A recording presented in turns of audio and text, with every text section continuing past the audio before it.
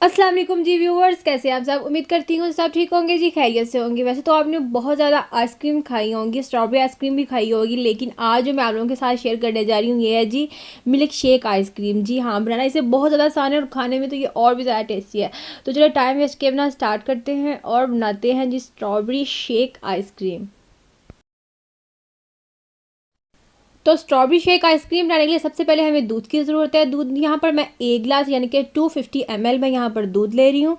उसके बाद हम यहाँ पर स्ट्रॉबेरीज ऐड करेंगे। मैं यहाँ पर 12 से 15 स्ट्रॉबेरी ऐड करूँगी, क्योंकि जो स्ट्रॉबेरीज हैं वो थोड़ी तुरश है, अभी मीठी नहीं है, तो इसलिए हम जो चीनी है वो थोड़ी सी इसमें ज़्यादा ऐड करेंगे। तो मैं यहाँ पर स्ट्रॉबेरीज के बाद चीनी ऐड करूँगी।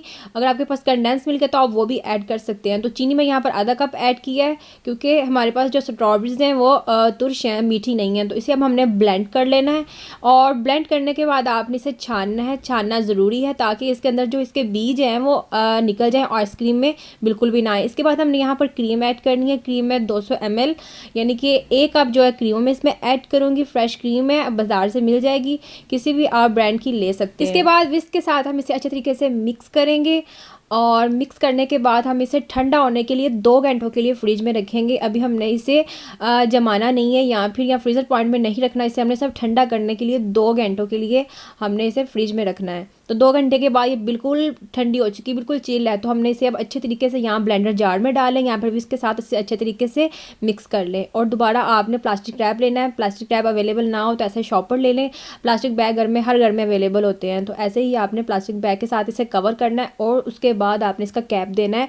ऐसे इसमें जो बर्फ़ है वो नहीं जमेगी और आइसक्रीम अच्छे से जमेगी। इसके बाद हमने इसे ओवरनाइट जो है फ्रीज़र में डीप फ्रीज़ कर देना है, या पूरा दिन भी आप इसे डीप फ्रीज़ कर सकते हैं। तो मैंने इसे पूरी रात जो है फ्रीज़ किया था और ये आइसक्रीम बिल्कुल रेडी है। आप आइस पुलर के साथ भी इसे निकाल सकते हैं।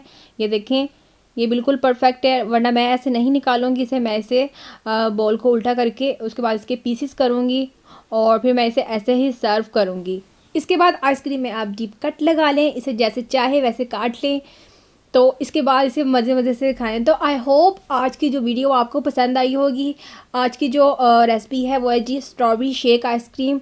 तो उम्मीद करती हूँ आपको अच्छी लगी होगी। वीडियो अच्छी लगी है तो वीडियो को लाइक कर दीजिए और चैनल को सब्सक्राइब करना मत भूलिएगा। वीडियो को दूसरे के साथ भी शेयर किया करें ताकि दूसरे भी देखकर खुद इसे बना सके और मज़े मज़े से खा सके। तो चलिए मिलते हैं एक नए वीडियो के साथ, एक नई रेसिपी के साथ। तब तक के लिए खुदा।